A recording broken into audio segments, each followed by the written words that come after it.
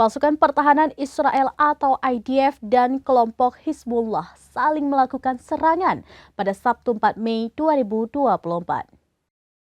Dikutip dari The Times of Israel, tentara IDF meluncurkan jet tempurnya ke sebuah gedung di Tyre Harfa, Lebanon Selatan. Israel mengklaim pasukan Hizbullah menggunakan lokasi tersebut sebagai markasnya. Lebih lanjut diketahui, serangan ini juga dilakukan sebagai balasan atas serangan Hizbullah dari Lebanon ke perbatasan Stula. Hizbullah disebut telah menembakkan peluru kendali anti-tank dan 2 roket. Serangan itu pun memicu amarah Israel hingga meluncurkan serangan balasan ke beberapa daerah dekat Naqoura, Marwahin, Hanine, dan Matmora dengan artileri.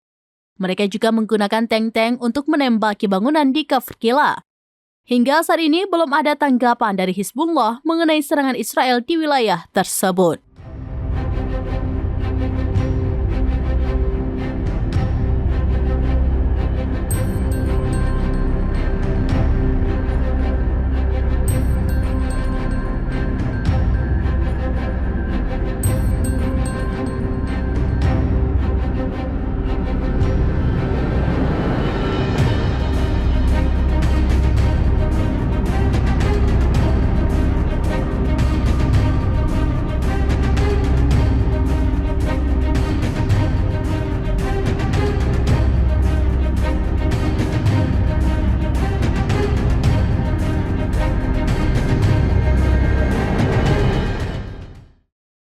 Demikian informasi terkini Syedara Lun. Saksikan terus beragam informasi lainnya. Coba like dan share seluruh akun serambinews.com.